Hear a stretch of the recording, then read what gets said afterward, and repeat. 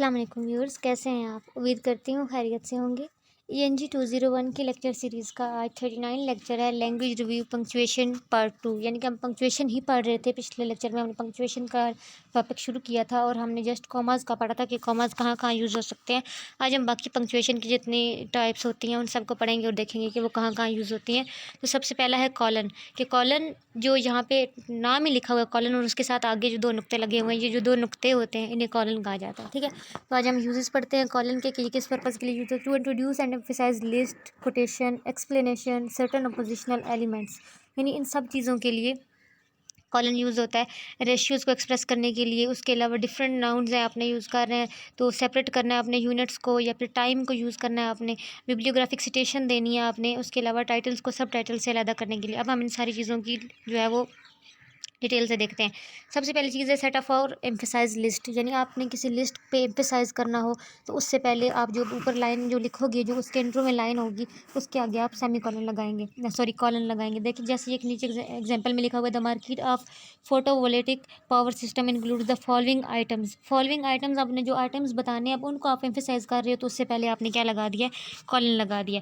उसके बाद है एम्फसाइज कोटेशन। जब आपने किसी कोटेशन पे एम्फसाइज करना होता है तो उस कोटेशन से पहले जो आपने उस कोटेशन के बारे में जो चीज़ लिखी होती है उसके सामने आप कॉलन लगा देते हो। जैसे कि नीचे उन्होंने मिसाल में लिखा हुआ है कि कुलिक नोटेड, और आगे फिर उसने जो नोट किया था उस पर आपने उसको इन्वर्टेड कॉमास में कर दिया तो उससे पहले आपने कॉलन लगा दी, जिसकी वजह से उस कोटेशन पे एम्फसाइज आ गया, जोर आ गया।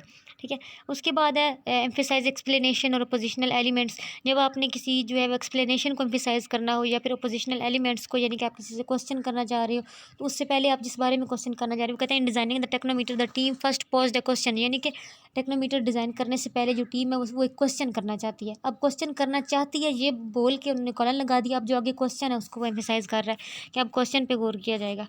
ठीक है, उसके बाद एक्सप्रेस रेशियोज़, जब आपने रेशियोज़ बतानी होती हैं कि जैसे 1:300, यानी कि रेशियो जो होती है उसको शो करने के लिए दरमियान में जो है वो रेशियो का साइन भी से रेशियो का मैथ में बोलते होते हैं तो ये कॉलन लगता है। उसके बाद अगली चीज़ है सेपरेट यूनिट ऑफ टाइम। जैसे हम बोलते हैं 7:05 हो गया, 10:15 हो गए, तो जो 10:15 होते हैं दरमियान में हम कॉलन का साइन यूज़ करते हैं, अक्सर आपने देखा होगा। उसके बाद आगे चीज़ है सेमी कॉलन। सेमी कॉलन क्या होता है? सेमी कॉलन एक नुक्ता और उसके नीचे जो है वो कॉमा होता है, इन दोनों को मिला के जो साइन बनता है सेमी कॉलन होता है। नीचे मिसाल में आप देख रहे होंगे। तो सेमी कॉलन क्यों किस तरह यूज़ होता है? दो चीज़ों के लिए यूज़ होता है। एक होता है दो इंडिपेंडेंट क्लॉज को ज्वाइन करने के लिए, दूसरी चीज़ है कि सेपरेट पार्ट जो सेंटेंसेस के होते हैं, ठीक है, उनको जो है वो सेपरेट पार्ट्स हैं और उनके दरमियान कॉमास लगे हुए हैं, तो सेंटेंस के 2 या 3 पार्ट हैं तो कॉमास वाले सेंटेंस हैं, तो उन तीनों पार्ट्स को अलग-अलग करने के लिए बीच में सेमी कॉलन लगता है। मिसाल में देख लेते हैं, आपको अच्छे से समझ आ जाएगा। पहली चीज़ हमने ये देखी है कि दो जो है वो इंडिपेंडेंट क्लॉज हैं तो उनके दरमियान क्या है, सेमीकोलन यूज़ होगा। पहली मिसाल इस चीज़ की होगी और दूसरी मिसाल हम देख रहे हैं कि to separate sentences element with commas. अब यहाँ पे ये italicize titles of journals, books, newspaper letters and manuals. ठीक है, उन्होंने कहा चार चीज़ें यहाँ पे हमने लिखनी है। तो पहले letters, words, terms and equation, symbols. अब ये चारों चीज़ें एक जैसी थी तो इनमें कॉमास लगा के यहाँ पे आगे सेमी कॉलन लगा के इस जुमले को अलग कर दिया गया। फिर उसके बाद फॉरेन वर्ड्स, फिर उसके बाद सेमी कॉलन लगा के इसे अलग कर दिया गया। And names of special whistles, यानी कि जो चीज़ें एक जैसी थी उनमें कॉमर्स लगा के और फिर जहाँ पे वो खत्म हो रहा है टॉपिक उसके आगे सेमी कॉलन लगा के, यानी कि जो सेपरेट सेंटेंस के एलिमेंट्स हैं उनको अलग कर देना है। ये सेमी कॉलन इसलिए यूज़ होता है, दो यूजेज हैं इसके। उसके बाद है क्वेश्चन मार्क। क्वेश्चन मार्क जो है वो इंट्रोगेटिव सेंटेंस के आगे यूज़ होता है, सबसे बड़ा यूज़ है इसका। उसके बाद है ये डिक्लेरेटिव या इम्पेरेटिव सेंटेंस को जब हम इंटरोगेटिव में चेंज करते हैं तब भी यूज़ होता है। डिक्लेरेटिव में ये होता है कि जब आप किसी से वजाहत भी मांग रहे हो और आप उससे क्वेश्चन भी कर रहे हो। ठीक है, जिस तरह यहाँ पे इन्होंने मिसाल में लिखा हुआ है कि स्टार्ट प्रोडक्शन ऑन फ्राइडे। ठीक है, आप पूछ भी रहे हो लेकिन आप वजाहत भी मांग रहे हो कि क्या प्रोडक्शन फ्राइडे को जो है वो शुरू होगी। आप वजाहत भी चाह रहे हो लेकिन क्वेश्चन भी है साथ में। ठीक है, तो उसके अलावा दूसरा क्या होता है कि सॉरी इम्पेरेटिव, जिसमें आप ये होता है कि साथ सामने वाले को जो है वो आप रिक्वेस्ट भी होती है आपकी और उसमें क्वेश्चन भी होता है। यानी कि जैसे किसी को कहा जाए कि क्या आप मुझे एक गिलास पानी का ला के दे सकते हैं, यानी कि आप क्वेश्चन भी कर रहे हो लेकिन साथ आपकी रिक्वेस्ट भी होती है कि ला के दे दे। ठीक है, तो इस तरह के क्वेश्चन, यानी कि क्वेश्चन मार्क हमेशा क्वेश्चन के आगे ही आता है। लेकिन वो कहते हैं कि जो आपका होता है ना डिक्लरेटिव, उसमें जब आप कमांड जब किसी को कर रहे हो तो उसमें ऑप्शनल है कि आप क्वेश्चन मार्क लगाओ या ना लगाओ। फिर उसके बाद एक्सक्लेमेशन पॉइंट मोस्टली जब आप इमोशंस को शो करते हो, चाहे सैड हो, चाहे खुशी की हो, चाहे वार्निंग हो, इन सब चीज़ों के आगे एक्सप्लेनेशन पॉइंट यूज़ होता है। लेकिन हम टेक्निकल साइंटिफिक टर्म में देखते हैं कि जब आपने किसी को वार्निंग देनी हो या फिर कोई साइंटिफिक नोटेशन आपने लिखनी हो तो उसके लिए जो है यहाँ पे एक्सक्लेमेशन पॉइंट यूज़ होता है। फिर आगे हैं एपोस्ट्रॉफीज जो है वो जब आपने पोसेसिव केस यूज़ करना है नाउन का या प्रोनाउन का, तो जब आपने कंट्रैक्शन करनी है तो तब आप जो है अपोस्ट्रोफीज यूज़ करोगे। अपोस्ट्रोफी यानी कि जो ऊपर कॉमा लगा के आगे ऐसे यूज़ किया जाता है, ठीक है। तो आपने नाउन को प्लूरल करना हो तब आप यूज़ करोगे, जैसे कि प्लूरल सिंगल से प्लूरल किया जाता है ना, तब यूज़ होता है, ठीक है। तो ये अपोस्ट्रोफी जो टेक्निकल टर्म्स में तब यूज़ होंगी। उसके बाद है quotation marks unless the documentation style you are following specifies otherwise use quotation marks. कहते हैं कोटेशन मार्क्स कहाँ कहाँ यूज़ होते हैं, जब अपने किसी आर्टिकल का नाम लिखना है, कोई शॉर्ट रिपोर्ट दे रहे हैं, कोई ब्रीफ डॉक्यूमेंट है तो उसको आपने जो है लिखना है, तो उसके लिए आप क्या है कोटेशन मार्क दे दोगे। उसके अलावा कहते हैं कि डायरेक्ट जो है वो कोटेशन ऑफ स्पीच या एक्सपर्ट ऑफ अदर डॉक्यूमेंट, यानी किसी और के डॉक्यूमेंट से आपने कोई चीज़ अपने डॉक्यूमेंट में इंक्लूड किया तो आप उसको जो है वो कोटेशन मार्क्स में लगा के आप बता दोगे कि ये किसी और की हुई बात है, किसी का मुकावला जैसे यानी आपने यूज़ किया, ठीक है। तो उसके अलावा आगे क्या क्या कहा जा रहा है कि अब वही चीज़ जो उन्होंने बोली है कि आर्टिकल्स का नाम हो या शॉर्ट रिपोर्ट्स हो या कुछ और ब्रीफ डॉक्यूमेंट्स हो तो उनके लिए जो है यूज़ किया जाता है। जैसे कि अब इन्होंने नीचे मिसाल दी है कि the source of the design information in the 1982 article. अब 1982 में आर्टिकल लिखा गया, अब उस आर्टिकल का नाम जो है इन्होंने कोटेशन में दे दिया, ठीक है। तो उन्होंने आगे बता दिया कि ये जो आर्टिकल है ये अपीयर हुआ था journal of engineering of for power, यानी इस जो है वो इस अखबार में या जो भी जिसका भी ये नाम है उसमें ये जो आर्टिकल है ये शो हुआ था। अब आर्टिकल के नाम पे एम्फेसाइज करना था उन्होंने, तो उसको क्या कर दिया, कोट कर दिया कोटेशन मार्क्स में। अगली चीज़ है हाइफन्स।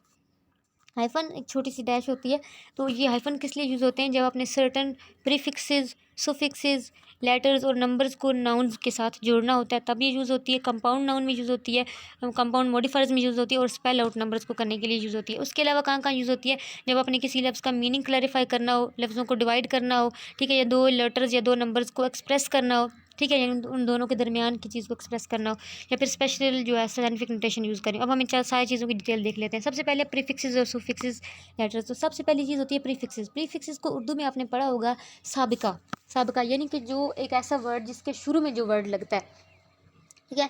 जैसे कि हम कहें कि खुश और ना खुश, जो शुरू में ना लगा है ये उस लफ्ज़ को एक्सप्लेन कर रहा है, ठीक है। जो शुरू में लफ्ज़ लगते हैं वर्ड को एक्सप्लेन करने के लिए, ठीक है, दिल गिरफ्ता, ठीक है, ना खुश, तो जो शुरू में लफ्ज़ लगते हैं वो प्रीफिक्सेस होते हैं। यहाँ पे इन्होंने इंग्लिश में प्रीफिक्सेस कुछ लिखे हुए हैं, आल, एक्स, हाफ, सेल्फ, एक्स, तो ये सारी चीज़ें क्या हैं, प्रीफिक्सेस हैं। तो प्रीफिक्सेस जब नाउन से पहले लगती हैं तो उन दोनों के दरमियान क्या लगता है, हाइफन लगता है, ठीक है। अगली चीज़ हम यहाँ पे इन्होंने कुछ जो है वो साइंटिफिक और कुछ जो है वो इंग्लिश की जो इन्होंने यहाँ पे प्रीफिक्सेस दी हुई हैं जो लफ्ज़ों के शुरू में लगते हैं, जैसे कि जियोमेट्रिक, जियोग्राफी, ऐसा हो जाता है, ठीक है। उसके बाद रिकवर, रिम जो है वो कुछ भी इस तरह के लफ्ज़ लग सकते हैं, मल्टीनेशनल, मल्टीप्लाई, तो ये सारे जो लफ्ज़ हैं ये शुरू में लगने वाले हैं यानी कि प्रीफिक्सेस हैं। तो प्रीफिक्सेस और नाउन के दरमियान क्या लगता है, हाइफन लगता है। फिर उसके बाद वो कहते हैं कि use hyphen to connect numbers और letters use a prefix to a noun, ठीक है। वो कहते हैं कि नंबर्स या फिर आपने कोई भी जो है वो प्रीफिक्स यूज़ करना है तो उससे अपने नाउन के साथ, तो उसके शुरू में दरमियान में आप हाइफन लगाएंगे। जैसे वो 10 सिलेंडर्स है तो दरमियान में लगा दिया, उसके अलावा टी सेल है तो दरमियान में हाइफन लगा दिया। उसके बाद आपने कनेक्ट करना है प्रीफिक्स को कैपिटलाइज नाउन के साथ, यानी कि नाउन को आपने कैपिटल लफ्ज़ से शुरू कर रहे हैं, उससे शुरू में आप जो प्रीफिक्स लगा रहे हैं तो आप उसके लिए भी दरमियान में हाइफन लगाओगे। जैसे यहाँ पे पोस्ट न्यूटन यूनिवर्स यहाँ पे इन्होंने लिखा हुआ है तो पोस्ट न्यूटन यूनिवर्स से पहले दरमियान में हाइफन लग गया। उसके बाद अगली चीज़ है आपने कंपाउंड नाउन्स यानी दो नाउन को जब इकट्ठा करना है तो उसके दरमियान हाइफन लगेगा। जैसे कि लाइट ईयर, यहाँ पे इन्होंने भी दरमियान में हाइफन लगा के दिखा दिया कि दो नाउन को जब आप इकट्ठा करोगे तो दरमियान में क्या लगेगा, हाइफन लग जाएगा। उसके बाद दो मॉडिफायर्स को जब आपने इकट्ठा करना, मॉडिफायर यानी आपके नाउन या वर्ब को जो एक्सप्लेन कर रहा होता है वर्ड, उसको वो जो है मॉडिफायर बोलते हैं। जैसे यानी लेज़र अलाइनमेंट प्रोसेस, ठीक है, लेज़र अलाइनमेंट दोनों जो है ये प्रोसेस को वो कर रहे हैं, आपके लफ्ज़ प्रोसेस है, आपका असल लफ्ज़ वो है, ठीक है। तो उसको लेज़र अलाइनमेंट, अब ये जो दो कंपाउंड हैं, ठीक है, ये मॉडिफायर कंपाउंड है तो इसके दरमियान क्या लग जाएगा, हाइफन लग जाएगा। टू ट्यूब कंबाइनर, तो टू ट्यूब लफ्ज़ जो है ये आपका मॉडिफायर है कंबाइनर का, तो टू और ट्यूब के दरमियान क्या लग जाएगा, हाइफन लग जाएगा, ठीक है। Wire grid aperture cap, grade aperture cap, अब इसके दरमियान ग्रेड और अपर्चर के दरमियान लगी। तो ये सारी मिसालें उन्होंने यहाँ पे दी हुई हैं। उसके बाद कहते हैं कि स्पेल आउट, नंबर्स को स्पेल आउट करने के लिए, यानी उर्दू में तो हम मैथ्स की जो वर्ड में आप 21 लिख सकते हो, लेकिन जब आप उसे इंग्लिश में लिखोगे तो 20 के बाद हाइफन लगेगा और फिर 1 लगेगा, ठीक है। तो यानी कि जब स्पेल आउट नंबर्स को स्पेल आउट करना होता है तो उस वक्त दरमियान में क्या लगता है, हाइफन लगता है। उसके अलावा वो कह रहे हैं कि डिवाइड करना हो, जब आपको वर्ड्स को डिवाइड करना हो तो उस वक्त, जैसा कि अब हम नेट पे अक्सर जब किसी लफ्ज़ को सर्च करते हैं तो वो हमें पहले वर्ड को जो है वो डिवाइड करके दिखाते हैं। उससे ये होता है कि आपको वो उसकी पंक्चुएशन दिखा रहे होते हैं, यानी आपने उस लफ्ज़ को बोलना कैसे, जैसे कि कंप्यूटर, यहाँ पे अब लफ्ज़ को डिवाइड करके बता दिया गया, आसानी होती है बोलने में, ठीक है।